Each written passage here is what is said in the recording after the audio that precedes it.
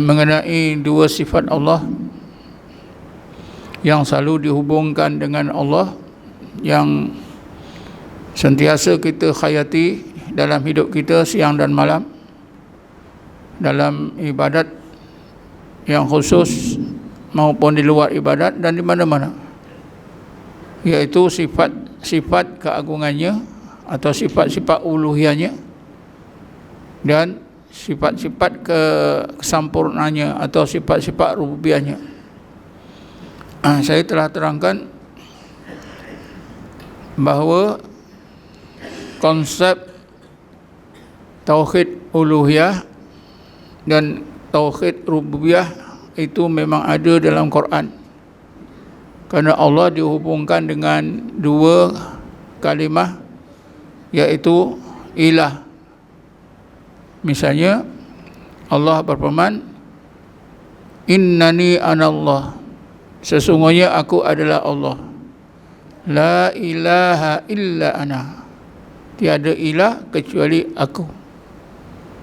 Sesungguhnya aku adalah Allah, tiada ilah kecuali aku.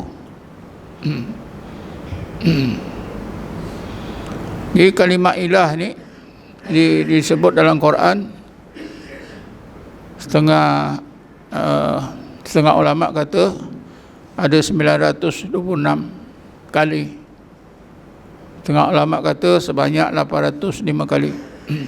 Bagaimanapun memang beratus-ratus kali. Adapun tauhid rububiyah, kerana Allah itu juga dihubungkan dengan apa itu Rabb, dengan Rabbun, kalimah Rabbun. Selalu kita sebut ya, Rabbal Alamin, ya. Alhamdulillahi Rabbil Alamin, ya. Rabb. Dan setiap Allah sebut Rabb, biasanya diikuti ilah, atau bila sebut ilah diikuti Rabb. Kesannya dalam hati kita dua, iaitu bila ingat keagungan Allah, hati kita takut, lalu kita taat. Bila kita ingat rububiyah Allah, hati kita jadi tenang dan hati kita tawakal, bergantung semata-mata kepada Allah yang maha sempurna. Pada malam ni tuan-tuan, saya ingin melanjutkan keterangan mengenai pentingnya kita berjaya, pentingnya dalam usaha kita, ya, meningkatkan tauhid uluhiyah rububiyah ni supaya kita benar-benar berjaya mengesahkan Allah dari segi keagungannya dan mengesahkan Allah dari segi kesempurnaannya. Kerana bila kita berjaya mentauhidkan uluhiyah Allah, mengesahkan keagungan Allah, sifat kehambaan kita jadi sempurna. Sebaliknya, bila kita berjaya mengesahkan rububiyah Allah atau tauhid rububiyah tercapai, maka tawakal kita akan sempurna. Jadi sangat penting, ya, tauhid uluhiyah. Kalau kita betul-betul berjaya mencapai tauhid uluhiyah, kita jadi hamba Allah, sifat kehambaan kita sempurna, ketakwaan kita sempurna, dan sebaik-baiknya, sebab kita taat kepada Allah didorong oleh rasa takut kepada Allah, mandang kebesarannya. Begitu juga bila kita dapat mencapai tauhid rububiyah, maka pergantungan hati kita kepada Allah, iaitu tawakal kita kepada Allah juga jadi sempurna. Jadi apabila dua tauhid ini tercapai, maka itu berarti hati kita sudah mempunyai sifat yang baik. Antaranya ialah sifat ikhlas. Jadi pada malam ini tuan-tuan, saya nak ajak tuan-tuan untuk memahami tiga ciri yang terpenting yang membentuk hati seorang mukmin itu menjadi hati yang ikhlas. Kerana seseorang mukmin yang berhati ikhlas banyak kelebihannya. Antara kelebihannya disebut oleh iblis tadi, ya. Iblis tidak boleh menipu daya. Tadi saya bacakan ayat 39 dan 40 suratul Hijr. Bismillahirrahmanirrahim. Qala Rabbi bima aghwaytani la uzayyinanna lahum fil ardi wala ughawiyannahum ajma'in illa ibadaka minhum mukhlasin. Iblis berkata, ya Allah, ya Tuhan kami, ya Tuhanku, ya Rabbi, ya Allah, ya Rabbi, disebabkan engkau telah menghukum aku sebagai makhlukmu yang derhaka, engkar, tidak mau sujud kepada Adam, maka nascaya aku akan kelirukan. La uzayyinanna lahum, ini artinya nascaya aku akan hiaskan. Hum itu ialah anak-anak Adam, manusia semua. Nascaya aku akan hiaskan pandangan anak Adam, pemikiran anak Adam, sehingga anak-anak Adam melihat yang buruk sebagai perkara yang baik, dan perkara-perkara yang baik mereka lihat sebagai perkara-perkara yang buruk.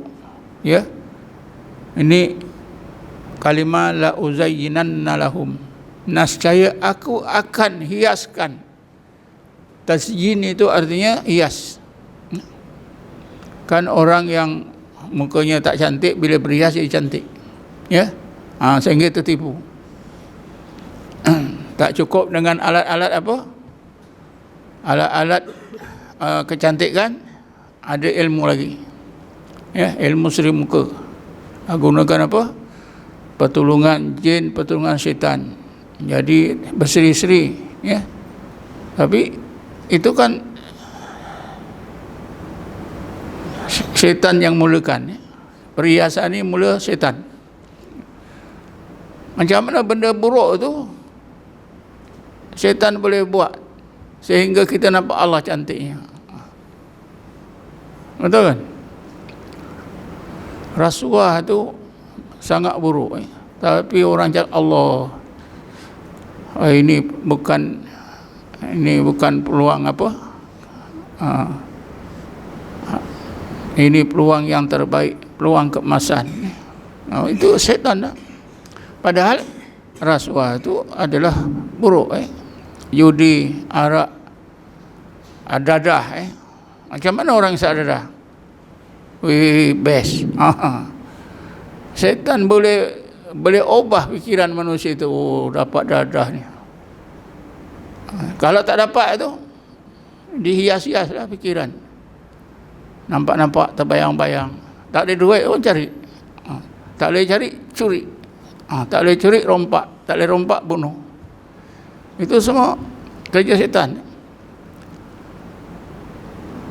Satu lagi kata iblis, wala ughawiyannahum ajma'in, nascaya aku akan sesatkan semua dengan apa cara juga, seluruh anak-anak Adam.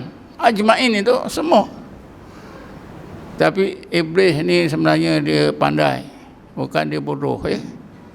Sebab itu dia sambung lagi cakap dia, illa ibadaka minhum mukhlasin, kecuali ya Allah anak-anak Adam yang telah menjadi hamba-Mu, yang ikhlas. Tadi saya sebutkan, kita nak jadi hamba Allah tu takut kepada Allah.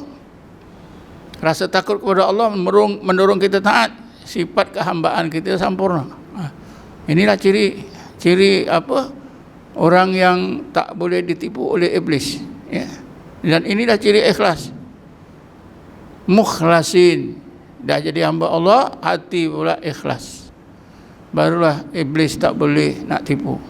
Di sana banyak lagi, nanti insya-Allah saya akan terangkannya kelebihan yang lain ni. Tapi ini kelebihan yang iblis sendiri bagi tahu. Ya.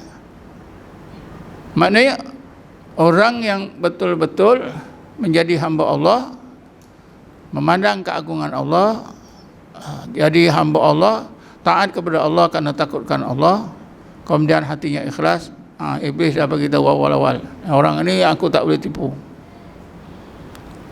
Tapi di sana tuan-tuan kita diberitahu yang maksum tu hanya nabi-nabi dan rasul-rasul. Selain daripada nabi dan rasul tidak maksum. Jadi macam mana? Memanglah. Walaupun mereka ini jadi hamba Allah, berhati ikhlas, tapi oleh kerana mereka bukan nabi dan rasul, masih juga mereka boleh ditipu oleh iblis, sehingga mereka boleh melakukan dosa.